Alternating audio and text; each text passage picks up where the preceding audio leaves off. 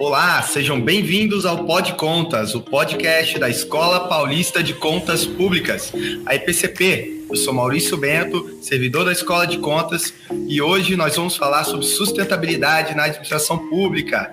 Nós temos uma convidada especial, Kathleen Feitosa Scartesini. Ela é assessora-chefe de Gestão Sustentável do Superior Tribunal de Justiça, o STJ, desde 2008. E ela vai falar aqui com a gente desse tema muito especial. E para comentar, para debater, tem minha colega, Silvia Guedes Galardo, engenheira civil, assessora de engenharia aqui da ATJ, Assessoria Técnico-Jurídica do Tribunal de Contas do Estado de São Paulo. Kathleen, Silvia, muito obrigado por toparem conversar aqui comigo e agregarem muito para a nossa audiência.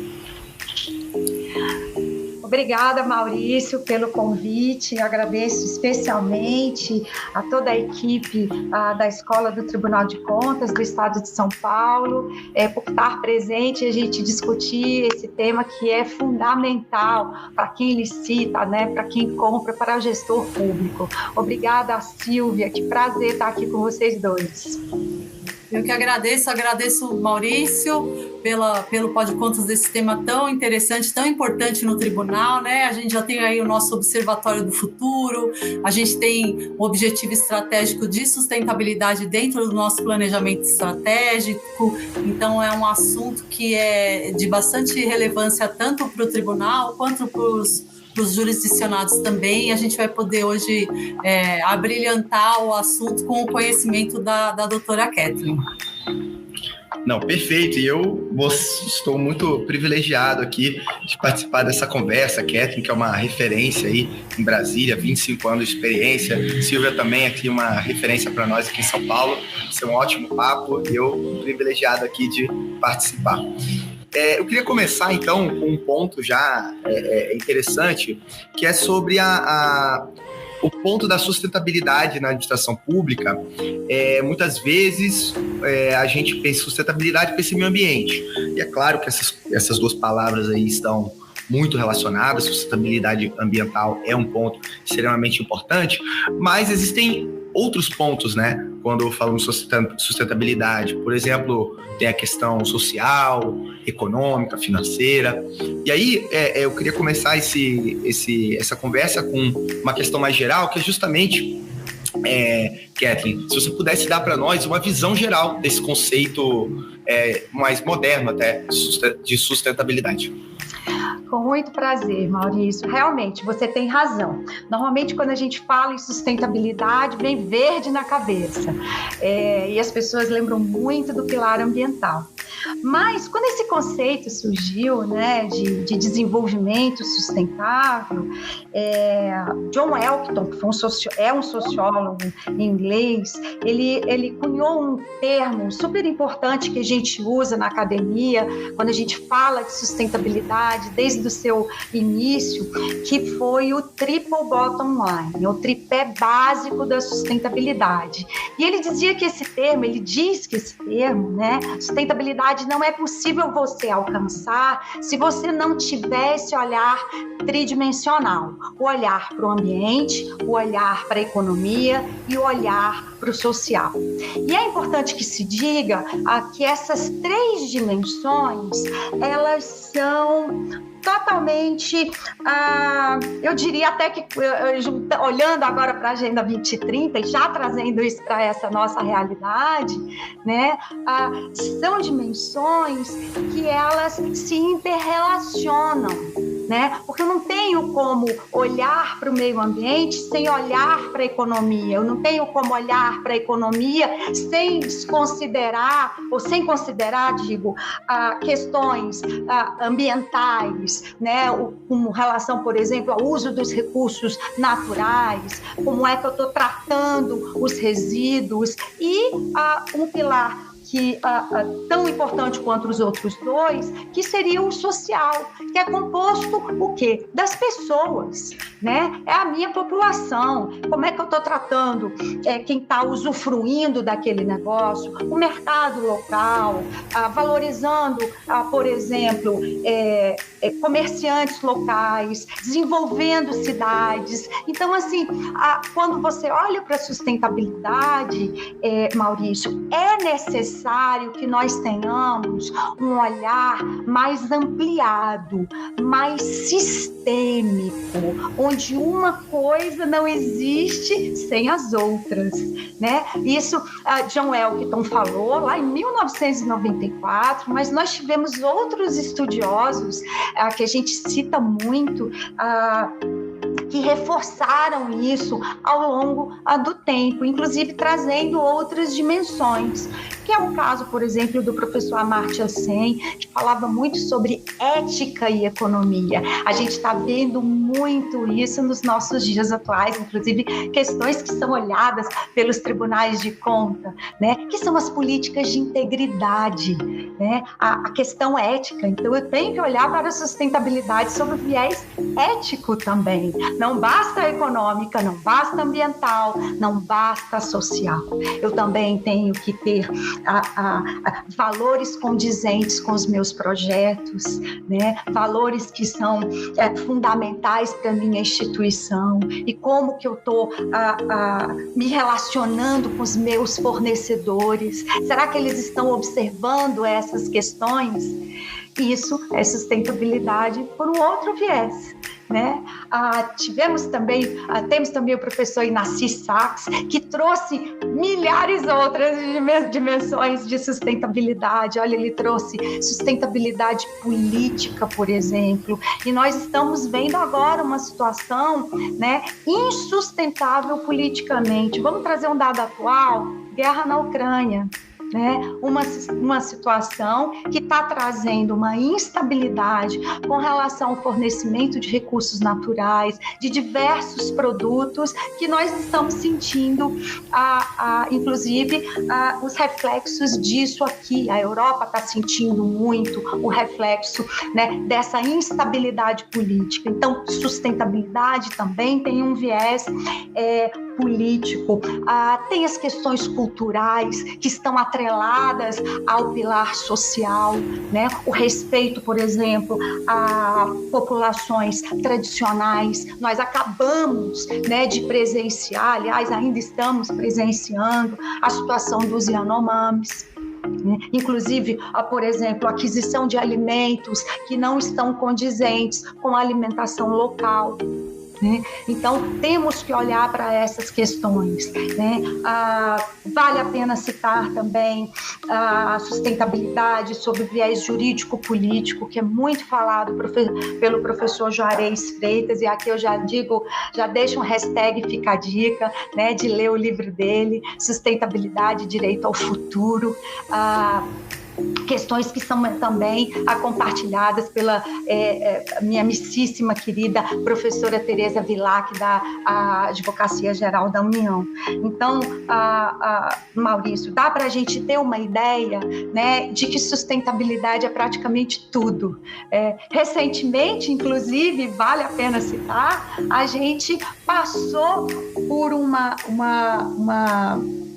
reflexão sobre sustentabilidade no viés econômico, mas com um subtema que é fundamental: previdência social. O nosso sistema estava insustentável. A gente ouvia muito isso da boca do ministro à época da ocasião da reforma a última reforma que teve o nosso sistema previdenciário, principalmente com relação aos servidores públicos, né? E ele falava: o sistema previdenciário está insustentável. Então, veja, eu falei aqui pelo menos de umas 6 ou 8 dimensões da sustentabilidade que estão inerentes ao nosso dia a dia, no nosso dia a dia. A gente precisa ter, Silvia, uma visão de futuro quando a gente olha para a sustentabilidade, né? E não uma visão curta, de curto prazo, onde eu apenas extraio o recurso para eu poder vender, para eu poder manufaturar, para eu poder produzir, para eu poder comercializar, sem me preocupar com a resiliência destes recursos, né? Porque não existe outro planeta, né? Só existe o nosso. Então, se a gente não cuidar do que está aqui, né, como é que a gente vai ter futuro, né, para as futuras gerações? Esse é o conceito, inclusive, trazido pelo relatório Brundtland, né? O que é desenvolvimento sustentável? É a gente poder satisfazer as nossas necessidades, né, as necessidades das atuais gerações, sem nós, com a preocupação de atendermos também a necessidade das gerações futuras. E se a gente não tiver esse olhar ampliado, não sei se a gente vai chegar lá, não. E é interessante isso que você falou, porque você foi falando e eu fui anotando algumas coisas aqui, dessa necessidade da gente olhar a sustentabilidade com esse olhar global, especialmente aí nas contratações públicas, né, que é o assunto que a gente tá tratando hoje, e da necessidade dessa responsabilidade social, né?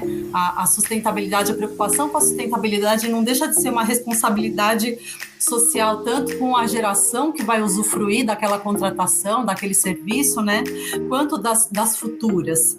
Então, eu acho que, assim, para a busca desses resultados perenes e de menor impacto negativo, mas também de maior impacto positivo, né? Então, é uma tarefa muito desafiadora para a administração pública, em que a gente vê que o planejamento nem sempre ele está presente no nível desejável, digamos assim, né? E aí a gente sabe que os municípios, principalmente os municípios, sofrem aí com diversos problemas para que isso aconteça, né? Não tem um quadro técnico estabelecido, não tem tempo, aí quando vem o recurso, aí não tem o projeto, então acaba fazendo aquela contratação um pouco mais acelerada.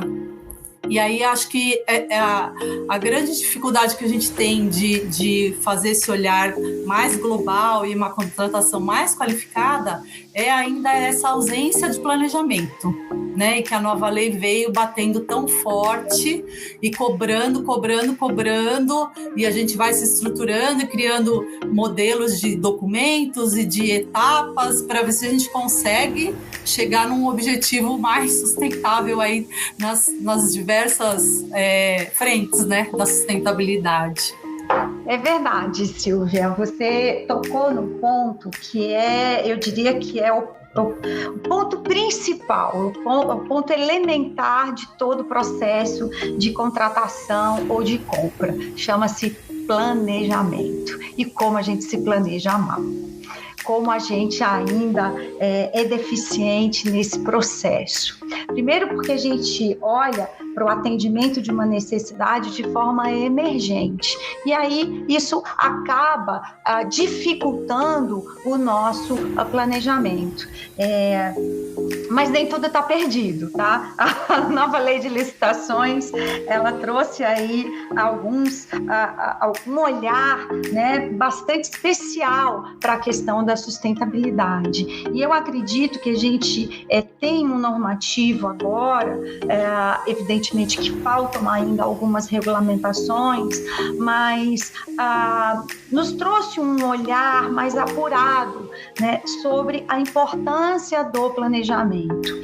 A gente já tinha normativos anteriores que falavam sobre isso, e aqui eu me remeto à IN número 5 de 2017 do Ministério do Planejamento, que foi muito feliz quando tratou em todo o seu teor de um bom planejamento. E como é que eu olho como é que é um bom planejamento? Eu primeiro preciso olhar para a minha necessidade, né, e avaliar quais são as soluções que eu posso encontrar para suprir aquela minha necessidade. E é uma pena que o gestor ainda se encontre numa caixa onde ele não consegue pensar fora dela. Então, muitas vezes as soluções são as mesmas há anos. A gente tem uma dificuldade muito grande em inovar, Maurício. As pessoas não conseguem pensar diferente. Tem uma dificuldade muito grande em se comunicar, porque nós já temos soluções modernas para vários problemas complexos que vivemos na administração pública, mas nós não nos comunicamos. É um problema que atrapalha muito o planejamento, Silvia, porque veja, nós estamos aqui no Pode Contas, imaginem quantos órgãos em São Paulo temos que compram as mesmas coisas que o Tribunal de Contas do Estado de São Paulo. Né? Vários. Podemos fazer compras conjuntas e assim, por exemplo, baixar o preço, poder exigir melhores especificações e sair daquele dueto, né? O melhor preço é o mais barato. É isso que a gente não quer, né? Nós queremos o melhor preço, o melhor produto. Por quê? Né? Estamos usando o dinheiro do contribuinte. É ele que sustenta a máquina pública, é ele que está pagando esse momento que nós estamos tendo aqui. Então, se a gente não se planeja bem, né, a gente está indo, né, em direção contrária ao princípio da eficiência e demais outros princípios, talvez, que nos trazidos pelo artigo 37 da Constituição Federal. Além dessa questão da escolha da solução, né, qual é o quantitativo adequado que vai suprir a minha demanda? Sabe quando você faz compra na sua casa? O que você faz, Maurício? Quero saber. Você abre o armário, né? Vê o que tem lá dentro, vê as suas necessidades. Será que eu vou ter um jantar essa semana? Vai ter aniversário do meu filho? E eu vou fazer a minha lista baseado nas minhas necessidades. Você não vai comprar mais, porque se comprar mais, estraga. Mas na gestão pública acontece uma coisa, Silvia, que eu não consigo entender. Quando a pessoa vai fazer o planejamento, ela olha para o que ela comprou no ano passado, qual foi a necessidade dela no exercício anterior, e chuta mais 10%, mais 30%, mais 20% de acréscimo. A gente não faz isso com o nosso dinheiro, mas a gente faz isso com o dinheiro público. Por quê? Não sabemos nos planejar, a verdade é essa, né? É que a gente acaba comprando a mais sem termos necessidade. E tem um ponto que eu preciso acrescentar nessa nossa conversa, né? Muitas vezes nós, em razão daquela dificuldade que eu falei, que é a comunicação, que é a interação, eu não fico atenta como gestora, muitas vezes, às iniciativas que estão acontecendo dentro do órgão que vão ter um reflexo positivo na minha aquisição. Vocês já pararam para pensar nisso? Que às vezes a Silvia lá na área de engenharia está desenvolvendo um projeto super bacana, inclusive já colocou em prática, que vai trazer uma super economia de energia. E aí um outro setor está comprando um insumo que vai precisar muito de determinado produto, que vai impactar no consumo de energia, mas eu não comuniquei a Silvia. Então, o que aconteceu? A Silvia acabou, a aquisição de outro gestor acabou impactando na aquisição da Silvia, né? E a gente deixa essa bola rolar. Então, isso é uma situação que a gente vê demais, sabe, Maurício? Por exemplo, aqui no STJ, nós implementamos diversas ações voltadas para o consumo consciente, para a gente ter, por exemplo, a aquisição menor de papel, porque temos processos eletrônicos já implementados, né? E aí, em tempos outros, né, nós acabamos nos deparando com unidades que não estavam atentas a esses processos. O que acontece no STJ, acontece no Supremo, acontece no TCU, acontece no Tribunal de Contas do Estado, acontece em todas as instituições públicas, porque nós ainda estamos num processo de aprendizado. Contudo, há quanto tempo a gente está falando de sustentabilidade? Não é de hoje, né? Então, na hora do planejamento, todas essas questões, elas precisam ser levantadas. A escolha da solução, o quantitativo adequado, a especificação do produto, o que de insumo eu vou precisar, né? Eu já vi aquisições sendo feitas em outros órgãos, não me cabe aqui citar, mas adquiriu impressora e esqueceu de comprar o suprimento, que é o toner, não vai funcionar. Jesus, hoje em dia nem se compra mais impressora, é tudo outsourcing de impressão, né? Porque quem é que precisa imprimir? O processo está dentro do computador. Então você ainda vê um desalinhamento. Eu acho que o planejamento é um assunto farto, hein, Silvia? Adoro falar sobre planejamento. Assunto excelente também, Kathleen, que a gente aqui até lançou esse ano uma trilha de planejamento aqui no tribunal. Nossos servidores fizeram esse curso também está aberto para servidores dos municípios, servidores federais e também para a comunidade, justamente pela relevância do tema. E é realmente interessante como a sustentabilidade se relaciona tanto com o planejamento, mas também com tantos aspectos da nossa vida pessoal e também profissional como servidores públicos, né? É um tema realmente amplo que se levado à risca, né? Que é uma questão que a gente deve sempre considerar, né? Em todo o nosso planejamento, nossas ações, execuções, etc. Tem um ponto específico que eu acho que é um dos mais, em que a sustentabilidade mais tem um potencial de transformar, que é a questão das compras públicas, né, das licitações, dos contratos, que era um ponto que eu queria justamente trazer aqui pro debate, né, porque a Lei 8666, ela já era uma lei que trazia a questão do desenvolvimento sustentável, né, com o objetivo das licitações. E a nova lei de licitações, né, de 2021, a 14133, ela trouxe isso ainda mais explicitamente, mais fortemente em alguns pontos. E aí eu queria que você justamente comentasse isso. O que você realmente acha que está mais presente? Porque isso que é o que a gente debate. E isso seria um ponto bastante interessante a se ter. Maurício, é bom iniciar a resposta da tua pergunta falando que licitação e sustentabilidade são duas palavras que elas só andam coladas, porque eu não tenho como fazer uma licitação insustentável. Então, se eu estou fazendo uma licitação, ela, no momento em que ela nasce, ela já nasce sustentável.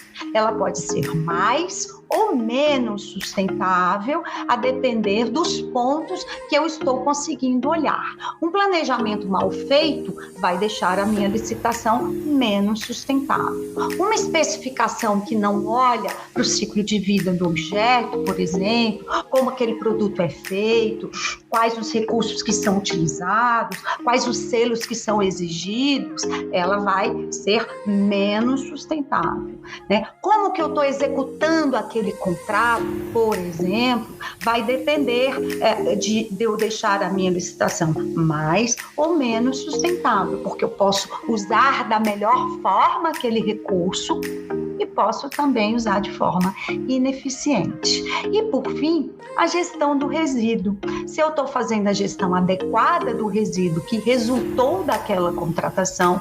E não tenha dúvida, Maurício, tudo que a gente usa na vida tem uma vida útil que vai chegar no final. Né? É inerente, até a gente mesmo, né? Um dia Simples está vivo, no dia seguinte morreu, acabou-se, né? E o nosso resíduo vai para o lugar onde ele precisa estar. Assim é com tudo que a gente adquire dentro da administração pública, de um CLIPS à execução de um contrato de limpeza, que tem os seus resíduos em razão da sua própria função. Então, a nova lei de licitações, ela trouxe de forma mais desenhada a promoção do desenvolvimento nacional sustentável, que estava na nossa lei 8666, ficamos tantos anos com ela também, inclusive tem gente apegada a ela até hoje, sabe? Que não quer sair, não quer ir para 1433, mas vamos que vamos. A nova lei de licitações trouxe em alguns pontos, artigo 5º, artigo 11 com os objetivos, artigo 18 com descrição de impactos ambientais, artigo 25 com a padronização, mão de obra e matérias-primas locais, integridade, licenciamento, questões sociais, né? A questão da vulnerabilidade social, a possibilidade do gestor inserir nos editais cotas para mulheres que sofreram violência doméstica e egresso do sistema penal. Artigo 26 com as questões da ABNT, bens recicláveis ou biodegradáveis, questões que não são novas para nós, e eu vou lembrá-los aqui da IN número 10 de 2012, da IN número 1 de 2010, do Ministério do Planejamento, que já falava sobre essas questões. Veja, 2010, Maurício, não é novidade mesmo, né? Artigo 34, que fala sobre critério de julgamento vinculado ao ciclo de vida, enfim, são vários artigos, eu não vou aqui citar todos para não ficar exaustivo, mas se você for olhar para a nova lei de licitações, é claro que ela traz com maior fortaleza a questão da sustentabilidade. Como eu falei anteriormente, algumas questões ainda carecem de regulamentação. Vou citar uma que acabou de sair, que foi o decreto 11.430 de 2023, que regulamentou a questão das cotas nos editais para mulheres que vieram de uma situação de violência doméstica ou familiar. Essa regulamentação saiu agora em março, né, no mês da mulher. Faltam algumas outras regulamentações? Sim, algumas virão. Muitas questões, por exemplo, sobre ciclo de vida do objeto, a gente vai ter no caderno de logística que o Ministério do Planejamento vai soltar em breve. Com a graça de Deus, a gente tem rezado todo dia. A Andréa Ache, minha amiga, e toda a equipe da SEGES já está se preparando para isso. Eu fico muito feliz com todos esses avanços que a nova lei de licitações trouxe para nós. Mas talvez, Maurício, apesar dos nossos normativos, que são muito ricos, apesar da norma de comando e controle, nós precisamos da vontade do gestor, né, em cumprir o normativo. Infelizmente, apesar dos pesares, a gente ainda tem uma dificuldade muito grande na absorção desses novos conceitos, ou até de conceitos que já não são tão novos, já estão aí na norma já tem algum tempo, mas precisamos atrelar tudo isso às capacitações, à informação dos nossos gestores, a trilhas de aprendizagem. Então é muito bacana ouvir de vocês esse preparo de trilhas de planejamento, né, focado no planejamento, porque é o principal. Não sei se respondi a sua pergunta, mas falei. É interessante que você está falando dessa questão do planejamento, né, e da sustentabilidade aí que é constante ao longo da lei. e a gente ainda tem uma impressão de que é um assunto novo, né? De que é uma novidade, de que são conceitos modernos, e não, já é um assunto que vem sendo, que já constava, né, numa legislação até bastante ampla, mas parece que talvez não com o olhar necessário, né, para essa temática. E agora, uma preocupação que a gente tem, né, ao estudar a lei, é que o administrador público, enfim, a administração pública toda consiga entender esses conceitos e consiga entender o que está por trás da exigência, por exemplo, de um estudo técnico preliminar com vários itens ali que devem compor o seu corpo, né? Então, será que é eu pegar um modelo, né, que foi desenvolvido aí por outro órgão e preencher e juntar no meu procedimento de contratação lá, no meu processo administrativo, para fazer um checklist? Ó, cadê? Cara crachá, cadê o estudo técnico preliminar? Tá aqui. Né? Tem até casos que a gente ouve falar de que a elaboração do estudo técnico preliminar está com uma data posterior ao desenvolvimento de um projeto, por exemplo. Né? Às vezes tem essa inversão aí de ordem que você vê que foi feito só com o critério de formalização e não da escolha, né, de alternativas, de não entrar num estudo técnico já numa fase de planejamento com a solução pronta, que foi o que você falou de sair replicando soluções que eram anteriormente adotadas e que não necessariamente é a melhor solução para o dia de hoje, né? A gente evolui aí de diversas formas na sociedade.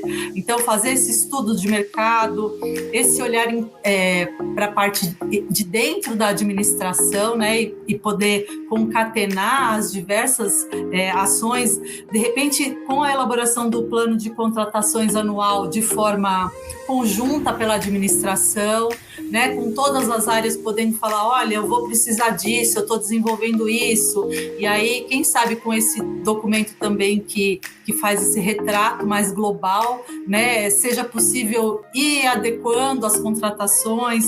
Então, eu acho que, por isso que eu vejo assim com bons olhos, essa questão está mais presente na lei, né? Parece que a gente assim trouxe tudo que tinha na 8666 e deu uma puxadinha ainda para mais, né? Olha, e precisa ter esse documento? Precisa. Isso, o técnico preliminar já era previsto no 8666. Pois não é novidade. Né? Não é novidade. Mas será que alguém fazia? Será que alguém cobrava? Né? A gente também, como controle externo, tem a nossa parcela grande de responsabilidade, né?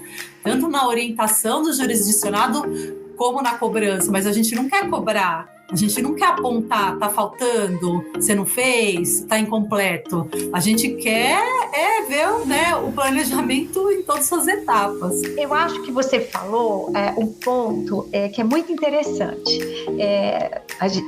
Nós batemos muito na tecla do planejamento, e outro, corroborando o que você acabou de dizer, é o alinhamento. Ai, Silvia, como falta alinhamento, né? Então, a gente acaba empobrecendo os nossos estudos técnicos preliminares, esquecendo de alinhá-lo com um plano de logística sustentável que todo órgão deve ter e o plano de contratações anuais. O ETP, eu acho uma ferramenta fundamental para todo bom planejamento, porque é ele que vai me dizer qual é o meu problema que precisa ser resolvido, qual é a melhor solução, né, de modo a permitir a avaliação quanto à viabilidade técnica, socioeconômica, ambiental daquela contratação. Só o ETP basta? Não basta. Aquilo que está no ETP, ele tem que estar casado com o meu plano de logística sustentável. Eu sei que a gente ia falar sobre isso, eu acho que a gente ia falar sobre isso daqui a pouco, mas vai ser inevitável eu tocar nesse assunto, Maurício. Não, é ótimo, já emenda, porque tem tudo a ver. Vou te dizer por quê. Porque a ordem está um pouco trocada, né? Vem a demanda, o gestor diz, eu preciso resolver essa demanda, e simplesmente, muitas vezes eu coloco aquele quantitativo, especifico aquela contratação daquele serviço, sem eu olhar para um instrumento fundamental que deve estar casado com o meu plano de contratação anual, que é o Plano de Logística Sustentável. O que é o PLS? O PLS é um raio-x das minhas despesas, dos meus consumos, com relação às despesas de custeio, com relação àquilo que envolve custeio. É água, luz, telefone, material de expediente, combustível, está relacionado a veículos, tem qualidade de vida também. PLS é uma coisa nova? Não é uma coisa nova. Sabe quando nasceu o PLS? 1999, com a Agenda Ambiental na Administração Pública, uma iniciativa do Ministério do Meio Ambiente que ainda é uma agenda que nasceu na MMA de forma voluntária e que se tornou obrigatória com o Decreto 7746 de 2012, que regulamentou o artigo 3º da Lei de Licitações quando trouxe promoção do desenvolvimento nacional sustentável como questão principiológica. Então, nós não estamos falando de uma coisa nova. Quando saiu a regulamentação desse decreto que eu acabei de citar, né, veio o PLS igualzinho que era a Agenda Ambiental na Administração Pública. Isso foi ganhando corpo, né? E as pessoas, apesar da beleza do PLS, do potencial do PLS, muitos gestores ignoram o PLS e só olham para o plano de contratação anual. Mas o que é o plano de contratação anual, Silvia? O PK, que é apenas a compilação de todas as vontades, a compilação de todas as minhas demandas.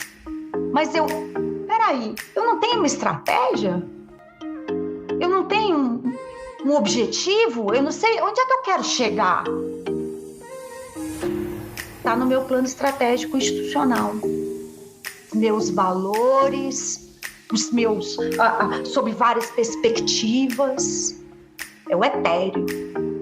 Como é que eu vou atingir esses objetivos? Eu tenho os planos setoriais de cada unidade e eu tenho o plano de logística sustentável que me diz o seguinte: até 2026 eu pretendo economizar X% de energia.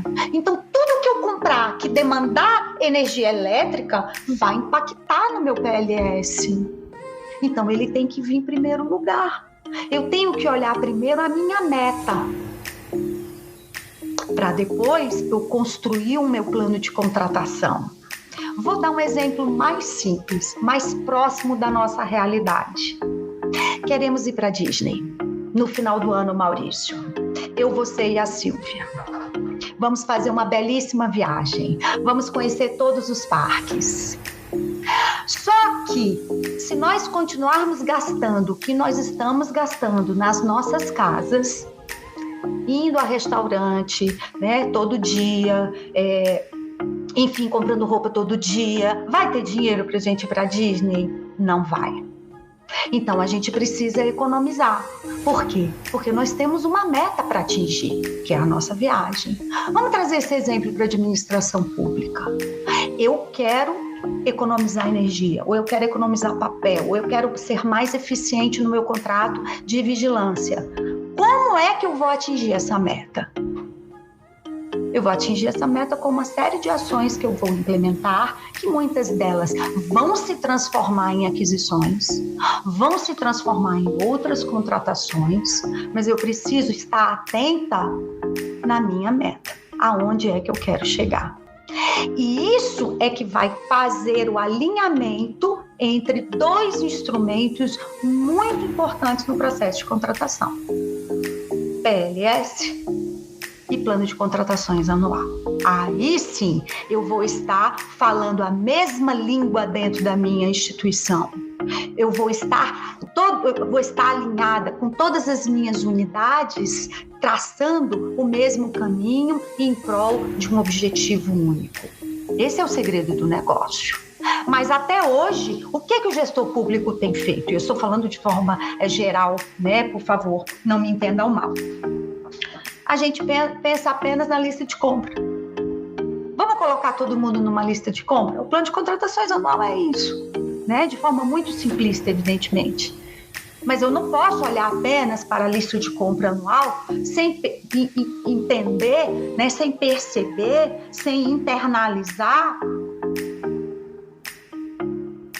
que eu preciso atingir um objetivo. Afinal de contas, digo e repito, o dinheiro é do contribuinte. Então, eu não posso gastar de forma... tem que gastar de forma muito responsável. Como é que eu quero economizar energia se eu, por exemplo, não fiz um investimento em placas solares? Como é que eu vou estar comprando milhares de aparelhos, de equipamentos que demandam energia sem a área de engenharia saber? Entende? As coisas têm que estar casadas. É disso que a gente precisa. Se comunicar, ter os nossos instrumentos de alinhamento de compras e contratação se falando, né, para que a gente tenha um bom resultado. Qual é o resultado melhor que a gente pode oferecer para a sociedade? Eficiência. Falei. Perfeito, Kathleen. Extremamente completa aí a resposta, né? Bem legal. Você mencionou um ponto também que eu acho bem interessante, que também é algo importante e que está ganhando cada vez mais importância, que é o plano de logística sustentável. E aí justamente eu acho que é uma grande oportunidade estar aqui falando contigo, porque justamente a gente pode puxar um pouquinho mais desse tema, que é justamente assim, acho que é muita dúvida aí dos gestores, especialmente os gestores municipais aí, que são os nossos principais jurisdicionados aqui em São Paulo, os que mais consomem também nossos conteúdos aqui educacionais, que é justamente então, como os planos de logística sustentável podem ajudar os gestores, né, no seu planejamento e também na elaboração de editais, e caso a administração específica, municipal, estadual ou federal, não tenha um plano desse ainda, um plano de logística sustentável, qual você diria que é o conteúdo mínimo para começar a elaboração desse plano? Maurício, eu adoro falar de PLS, sou suspeitíssima para falar desse tema, porque eu sou apaixonada por esse instrumento de gestão, que, como eu já disse, é um raio-x das nossas despesas e dos nossos consumos. E quando a gente não sabe o que gasta, não sabe o que consome, como é que a gente vai descobrir onde é que quer chegar? Não tem jeito, né? Dia desses, eu estava olhando o PLS de uma instituição onde no PLS dizia que o órgão queria diminuir em X% a quantidade de impressões, mas estava comprando 3 vezes o número de impressoras. Assim, então, como é que uma coisa casa com a outra? Gente, não casa, né? Se eu quero reduzir papel, eu tenho que reduzir impressora, eu tenho que fazer investimento em TI para o meu processo ficar eletrônico. Foi aquelas situações que eu trouxe para nós aqui nesse bate-papo, né, falando sobre essa viagem que nós ainda vamos fazer. A gente precisa saber quanto ganha, quanto tem, o que a gente tem de investimento dentro da nossa instituição para descobrir como nós vamos chegar no nosso objetivo final. E o PLS, ele é um instrumento fundamental com relação a esse olhar mais sistêmico que a organização deve ter. O que tem dentro do PLS? O PLS, ele conta hoje com indicadores de desempenho relativos a diversas despesas de custeio, como eu já falei. É só isso? Não. Eu tenho que ter uma série histórica, qual é o meu passado. Vale um passado de 2 anos? Não vale. Para mim, não vale um passado de 2 anos. Eu vou olhar para a minha conta, eu vou olhar para o meu sistema de material, quanto que eu tenho gasto daquele insumo, pelo menos uns 5 anos. Veja, eu tive 2 anos de pandemia. Eu tive 1 ano que foi pandemia, mas não foi pandemia. Vale uma série histórica só de 1 ano? Vale uma série histórica de 3 anos, que pegou 2 anos pandêmicos e um semipandêmico? Não vale. Então eu tenho que pegar uma série histórica maior para eu perceber qual foi a minha evolução ao longo do tempo, né? Então eu tenho um indicador, né? Como é que eu vou medir aquilo ali? Eu tenho uma série histórica que me diz qual foi o meu perfil ao longo do tempo, de consumo, de gasto, né? Não adianta só cortem as cabeças, Alice, né? E cortar de qualquer jeito uma determinada despesa. Silvia tá rindo, mas eu vou dizer, Silvia, eu já escutei muito isso de gestor. Quero reduzir gasolina em 40%. Pá, bate a mão na mesa. Gente, peraí, vamos olhar para o nosso passado. Qual é a nossa necessidade? Porque senão você pode afetar o desenvolvimento de uma atividade que é essencial para o seu órgão. Então, temos que agir com muita responsabilidade. O PLS, ele traz tudo isso. Então, eu olhando para o meu passado, eu tendo o meu indicador de desempenho, eu vou traçar a minha meta. Como é que eu vou traçar a minha meta? Eu quero reduzir quantos % ao longo de X anos? Eu preciso fazer essa conta, né? E eu vou medir isso ano a ano. Não adianta eu chegar no final do período, vamos dar um exemplo. Então, o Tribunal de Contas do Estado de São Paulo tem um plano de logística sustentável de 5 anos, então ele vai terminar, digamos que ele vai terminar em 2026, 2027, certo? Não adianta eu chegar apenas no final do período e não atingir minha meta, Silvia, e agora? Não, eu tenho que fazer um acompanhamento anual, se eu estou indo bem ou se eu não estou indo bem.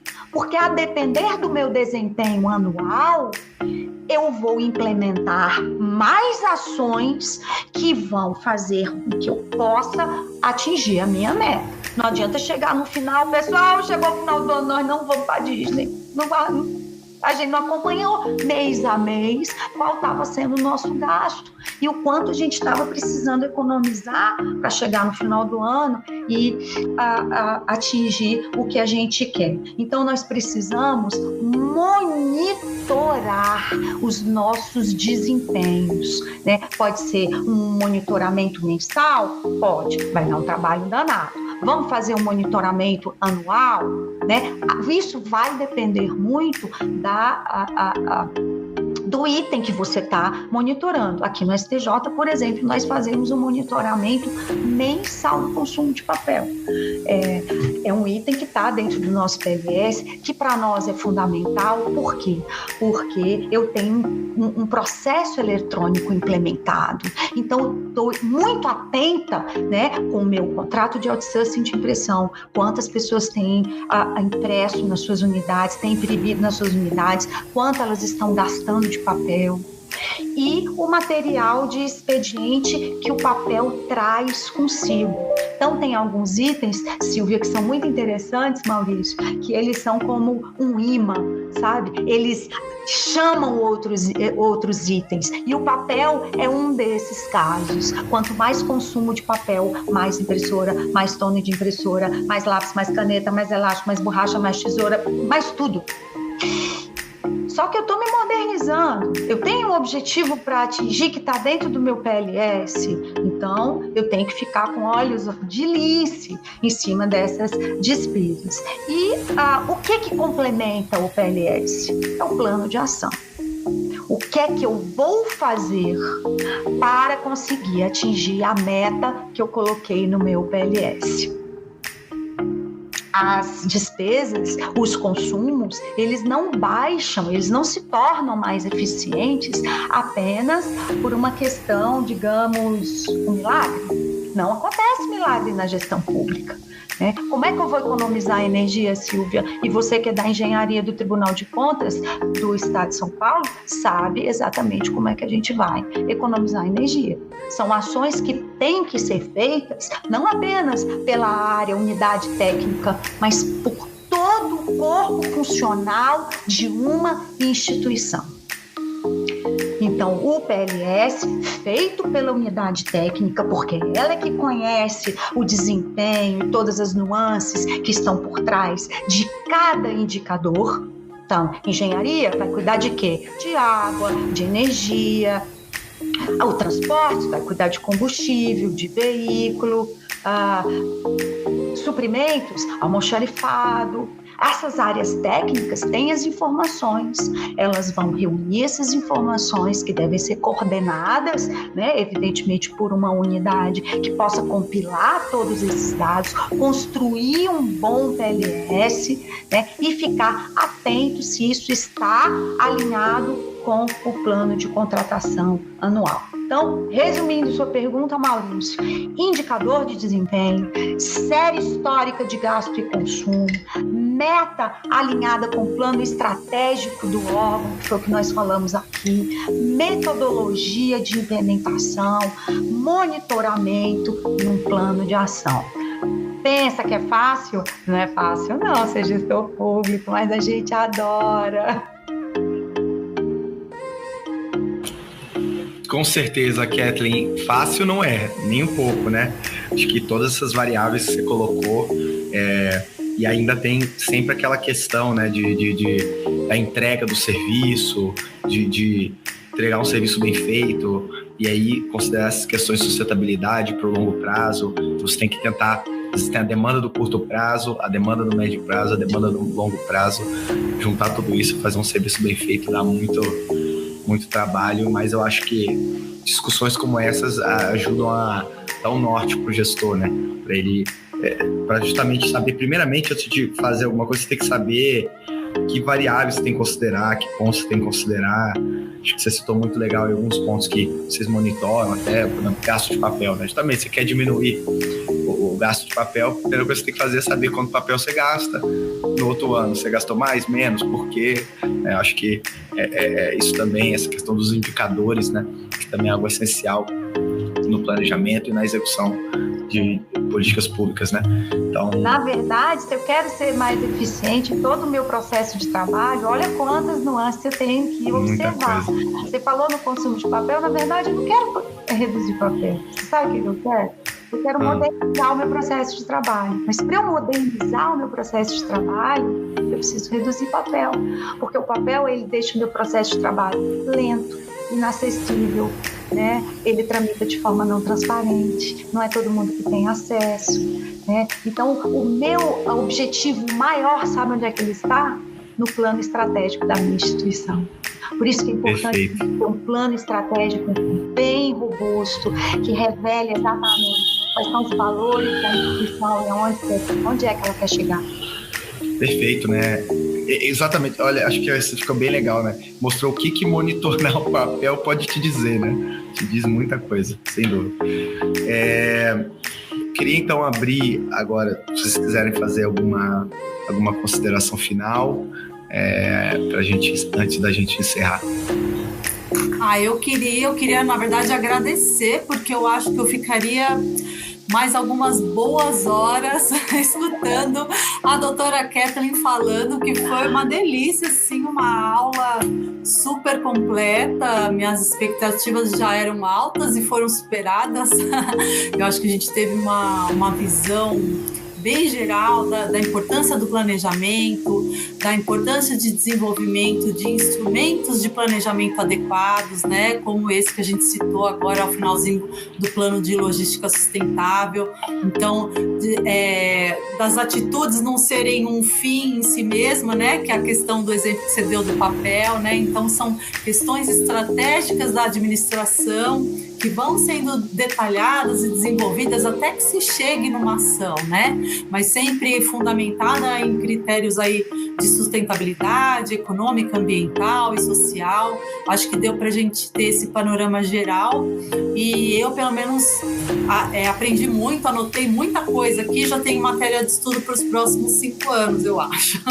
Eu queria mesmo agradecer a doutora Kathleen e agradecer também o Maurício pela possibilidade de participação. Bem, obrigada, Silvia, pelos elogios, obrigada, Maurício, pelo convite. Eu gostaria, no primeiro momento, agradecer a minha instituição, a STJ, que tem me dado, né, ao longo de tantos anos, para poder trabalhar estas questões. Não é fácil, pessoal. Você falar de planejamento, você falar de sustentabilidade, você está tirando as pessoas da sua zona de conforto, porque a gente tende, né, a agir da mesma forma que a gente agia lá em 1900 e bolinha. Então, a gente tem alguns gestores aí jurássicos, né, que têm dificuldade em mudar, mas, na verdade, acho que todo mundo tem essa dificuldade, né? Pensar diferente, pensar fora da caixa, como eu falei, não é fácil. A gente ainda está numa geração que está muito arraigada a padrões antigos de gestão. Então, todas essas mudanças normativas estão tirando um pouco as pessoas dos eixos. Mas a gente tem que olhar as mudanças de uma forma muito positiva, porque o que se pretende não é dar mais trabalho ao gestor. Isso eu já ouvi muito, sabe? Agora tem esse PLS para fazer mais trabalho. Não é isso. É da gente tentar aprimorar o nosso processo de compra e contratação.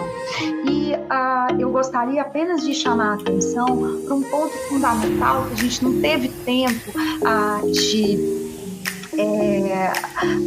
ir mais a fundo nesse assunto, que é a questão do nosso planejamento estratégico institucional e da Agenda 2030, que é uma agenda linda, maravilhosa, com 17 Objetivos de Desenvolvimento Sustentável e que todos eles só podem ser alcançados com o trabalho comum, né, de todos, sociedade, mercado privado e instituições públicas. E não se enganem, né? Tudo que a gente está fazendo em termos de contratação está lá dentro da Agenda 2030.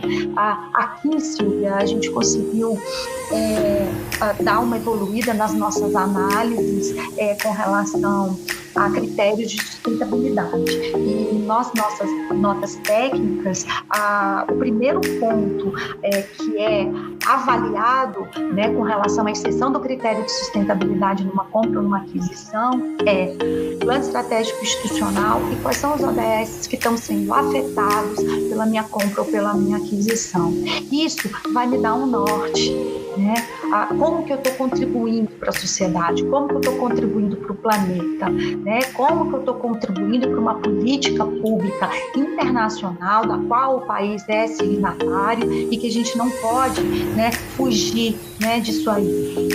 A partir daí, uma análise em cima do planejamento, da especificação, da gestão do contrato, da fiscalização, do resíduo. Pessoal, a gente fecha assim com chave de ouro.